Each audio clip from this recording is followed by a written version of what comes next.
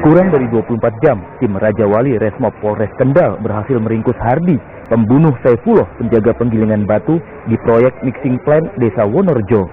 Pelaku yang merupakan teman kerja korban ini ditangkap di terowongan arteri Kaliwungu. Pembunuhan dipicu rasa kesal karena korban menyorot wajah tersangka dengan senter di tempat penggilingan batu. Dalam pengaruh minuman keras, tersangka yang emosi memukul korban dengan batu sebanyak 3 kali. Ketikapan dari tim Raja Wali yang dipimpin langsung oleh Pak Kapolres, kurang dari 24 jam sudah bisa terungkap pelakunya. Ini adalah pelakunya yang berinisial H. Yang digunakan adalah menggunakan berapa kali? 3 kali dipukul dengan batu segede ini sehingga yang bersangkutan atau korban langsung meninggal dunia. Motifnya karena yang bersangkutan pada saat tidur disorotin sama lampu HP dan yang bersangkutan masih dalam posisi mabuk ya waktu itu sehingga merasa tersinggung. Ya, begitu Pak. Penemuan mayat Saifullah di proyek mixing plant Desa Wonorejo, Kabupaten Kendal pada Sabtu pagi sempat menggegerkan warga setempat. Saat ditemukan, kondisi jenazah dipenuhi luka pada bagian kepala. Agus Hermanto melaporkan dari Kendal. Tim Resmob Polrestabes Semarang menangkap 3 komplotan pelaku pencurian uang nasabah bank dengan modus mengganjal mesin ATM. Dari 17 kali beraksi di wilayah kota Semarang, ketiga tersangka menggondol uang lebih dari 250 juta rupiah. Polisi menangkap Agus Sunarto alias Pak Haji, Saiful Hayat, dan Dafrisan Mukhlis, 3 komplotan pencuri uang nasabah bank dengan modus mengganjal mesin ATM. 2 dari 3 pelaku terpaksa dilumpuhkan dengan tembakan pada kaki saat penangkapan. Dari 17 kali beraksi di wilayah kota Semarang, ketiga tersangka menggondol uang lebih dari 250 juta rupiah. 3 orang pelaku dan dari tangan mereka kami berhasil mengamankan barang bukti berupa 1 unit kendaraan roda 4, kemudian beberapa unit handphone, kemudian ada uang tunai juga, dan pakaian yang digunakan oleh para pelaku. Untuk para pelaku kita amankan di Pekalongan. Untuk menjamin keamanan dan juga ketertiban masyarakat, Polsek Ngawen, Kabupaten Blora mengadakan razia minuman keras di sejumlah warung dan tempat hiburan malam. Puluhan botol minuman keras disita petugas dari 3 lokasi. Satu persatu warung dan tempat hiburan malam diperiksa aparat Polsek Ngawen, Kabupaten Blora saat melakukan razia minuman keras. Dari 3 lokasi, petugas menyita puluhan minuman keras. Kegiatan rutin ini akan terus digelar untuk menjamin keamanan dan ketertiban masyarakat. Mengadakan kegiatan rutin yang ditingkatkan, yaitu melaksanakan razia terutama di warung maupun di kafe, dan juga untuk peredaran minuman yang beralkohol. Tadi berhasil kita amankan beberapa minuman beralkohol, mulai dari arak putih, anggur merah. Akibat buruknya drainase, sejumlah ruas jalan di Temanggung rusak parah karena kerap tergenang air saat hujan deras. Kondisi ini membahayakan pengguna jalan terutama pada malam hari karena minim lampu penerangan. Dalam beberapa hari terakhir, para pengendara mengeluhkan kerusakan jalan di jalur provinsi Desa Candimulyo, Kecamatan Kedu, Kabupaten Temanggung. Sepanjang 200 meter bahu jalan berlubang hingga tergenang air saat hujan deras. Kondisi ini membahayakan pengguna jalan terutama pada malam hari karena minim lampu penerangan. Warga berharap pemerintah setempat segera melakukan perbaikan jalan dan mengatasi buruknya drainase guna menghindari kecelakaan lalu lintas. Hari Pak, kalau korban itu setiap kali hujan gede, itu pasti tiap malamnya ada korban. Dan kecuali kalau siang kan jalan masih kelihatan Pak. Kalau malam ini udah nggak kelihatan jalan, udah kayak di pantai. Kalau menurut saya ini Pak, jadi ini buangan airnya yang nggak ada. Jadi air tetap menggenang di sini. Guna memberikan penghormatan dan menyambut ulang tahun Gerobokan, sejumlah pejabat daerah melakukan ziarah ke makam leluhur. Bupati Gerobokan Sri Sumarni memimpin salah satu rombongan peziarah yang berziarah ke makam Ki Ageng Tarub dan Ki Ageng Selo. Sejumlah pejabat melakukan ziarah ke makam leluhur sebagai penghormatan sekaligus menyambut ulang tahun Gerobokan. Rombongan peziarah dibagi menjadi 2 tim. Tim pertama dipimpin Bupati Gerobokan Sri Sumarni berziarah ke makam Ki Ageng Tarub dan Ki Ageng Selo. Sedangkan tim kedua dipimpin Sekretaris Daerah Sumarsono berziarah ke makam Ki Ageng Getah Pendowo dan Pangeran Tiga.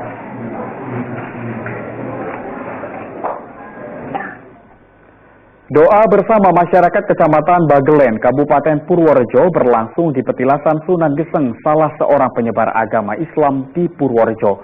Mereka berdoa kepada Tuhan, memohon keselamatan dijauhkan dari segala bencana.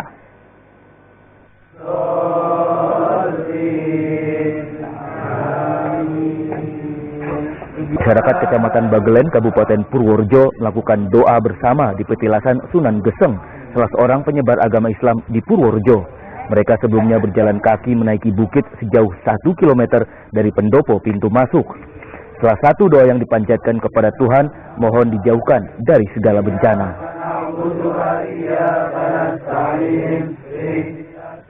Untuk mendoakan para leluhur dan mendoakan negara kita, khususnya Indonesia, NKRI yang sekarang ini sedang dilanda musibah di mana-mana.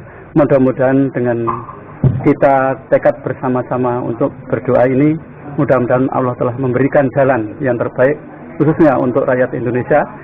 Semoga rakyat Indonesia diberi ketenangan hidup dan diberi ketentraman hidup. Kami semua mendoakan rakyat Indonesia bahwa dengan adanya banyaknya bencana, misalnya seperti di Sleman dan juga banjir di Jakarta kemarin, dan juga longsor juga, semoga virus corona ini tidak sampai di negeri kita, Pak. Ini karena kita berdoa juga untuk ini, mohon kepada Tuhan untuk mendapatkan keselamatan dan keutuhan negeri kita untuk selalu damai. Setelah melantunkan doa sekitar 1 jam, masyarakat kembali ke pendopo pintu masuk untuk mendengarkan ceramah dari ulama setempat. Wahyu Diono melaporkan dari Purworejo.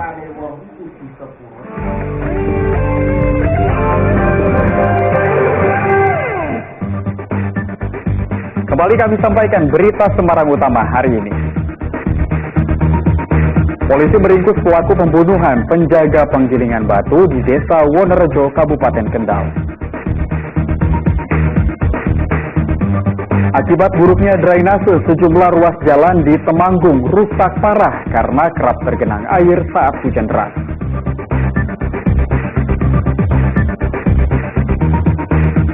Doa mohon keselamatan masyarakat Kecamatan Bagelen berlangsung di petilasan Sunan Geseng, salah seorang penyebar agama Islam di Purworejo.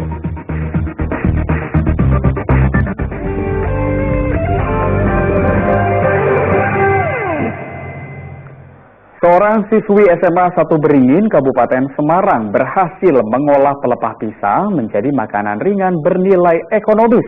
Inovasi makanan berbahan pelepah pisang ini membawa Prehati meraih juara 1 Lomba Pelajar Kreatif dan Inovatif tingkat Kabupaten Semarang tahun 2019.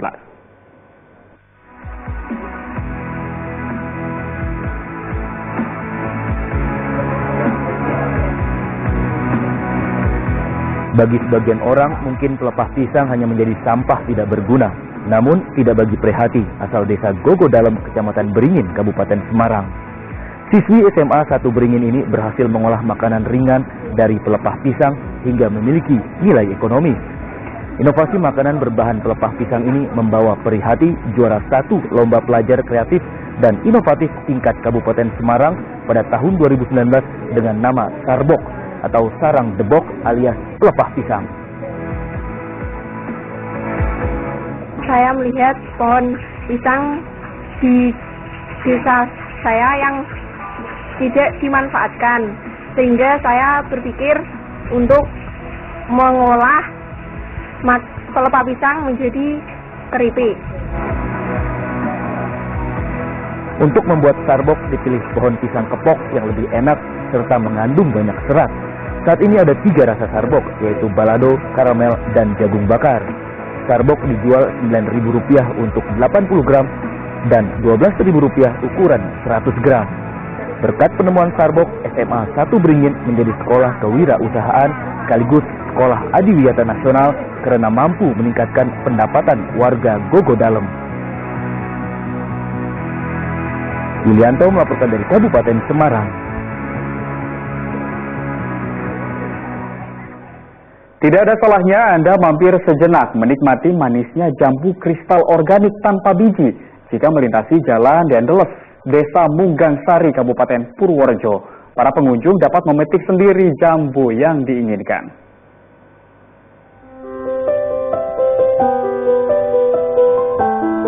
Perkebunan jambu kristal organik di lintas Jalan Dendeles, Desa Munggang Sari, Kabupaten Purworejo selalu ramai pengunjung dalam beberapa hari terakhir.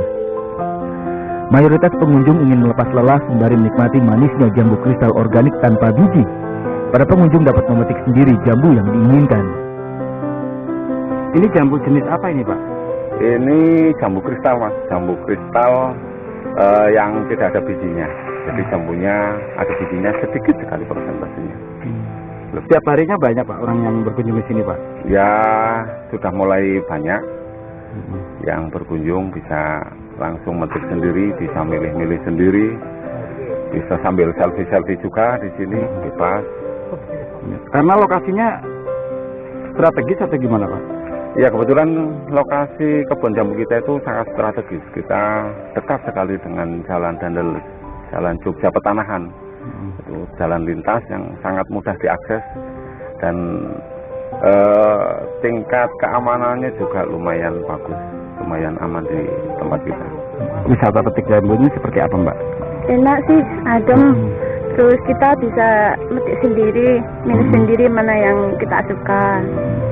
Jadi puas, Mbak, ya muter-muter sini, Mbak, ya? Iya, puas. Rasanya seperti apa tadi jamunya, Mbak? Enak sih, seger soalnya langsung petik dari pohon. Mbaknya tahu wisata ini dari mana tadi tuh? Tadi kebetulan kita lewat mau ke Magelang, terus mampir sebentar. Harapannya apa, Mbak, dengan wisata petik jambu ini? Harapannya ini kebunnya diperluas biar banyak wisatawan yang datang ke sini, terus makin ramai gitu. Perkebunan jambu kristal organik ditanam oleh masyarakat setempat sejak setahun silam. Dari lahan seluas 80 hektar, panen jambu kristal organik bisa mencapai 1 ton per hari. 1 kilogram jambu kristal dijual seharga Rp13.000. Bila pengunjung memetik sendiri kemudian makan sepuasnya, dikenai tarif Rp15.000 hingga Rp20.000.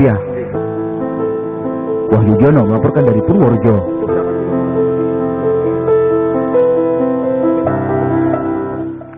Kita ke informasi selanjutnya. 3 mahasiswa Universitas Kristen Satya Wacana Kota Salatiga berhasil membuat plastik berbahan kulit singkong. Melalui kreasi inovatif ini, mereka mendapatkan medali perak dalam ajang Thailand Inventors Day 2020 di Bangkok pada awal Februari silam.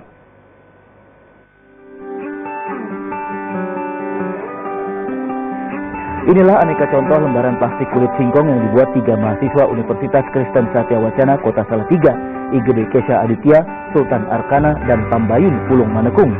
Ide membuat plastik ramah lingkungan dari kulit singkong ini muncul saat mereka prihatin kondisi Indonesia menjadi salah satu penyumbang sampah plastik terbesar di dunia. Pemilihan kulit singkong karena mudah diperoleh dan tersedia dalam jumlah besar di Kota Salatiga.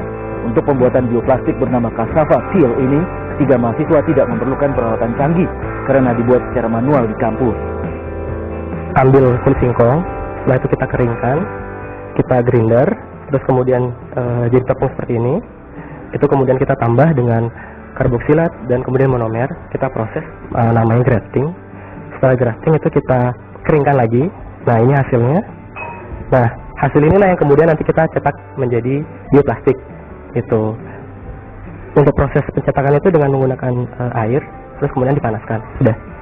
Kenapa akhirnya kita menggunakan singkong? Itu didasarkan karena Indonesia sebagai salah satu produsen singkong terbesar di dunia. Kapasitas produksinya berdasarkan data dari Badan Pusat Statistik, itu pada tahun 2015, Indonesia menghasilkan sekitar 21 juta ton singkong setiap tahunnya. Nah, dari 21 juta ton ini tadi, 30%-nya dihasilkan limbah berupa kulit singkong. Nah, limbah kulit singkong ini sama sekali belum pernah dimanfaatkan sebelumnya.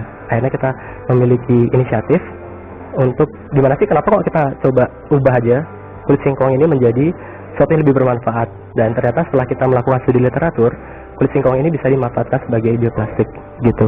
Kelebihannya itu pertama kita menggunakan material renewable, terus kemudian kedua kita bisa dapatkan di Indonesia bahan lokal. Jadi harapannya kita nggak perlu mengimpor lagi raw materialnya atau feedstock untuk membuat plastik.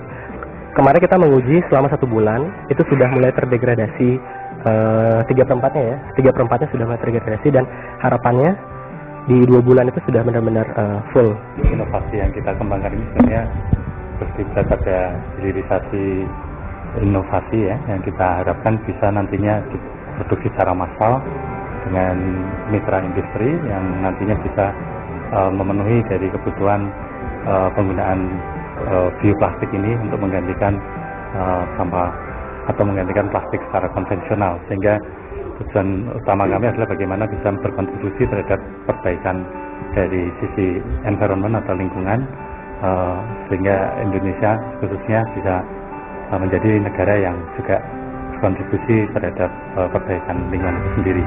Sehingga depan rencananya ini kami akan terus berkomunikasi dengan industri untuk mengeluarkan hilirisasi inovasi ini yang nantinya bisa diproduksi secara massal. Melalui hasil kreasi inovatif plastik berbahan kulit singkong, ketiga mahasiswa asal Salatiga ini berhasil mendapatkan medali perak dalam ajang Thailand Inventors Day 2020 di Bangkok awal Februari silam.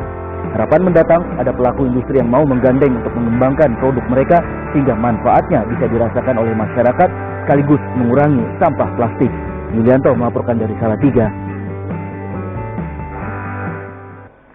Dan informasi tadi mengakhiri jumpa kita pagi ini. Atas nama rekan kerja yang bertugas, saya Doni Hermatra mengucapkan terima kasih atas kebersamaan Anda.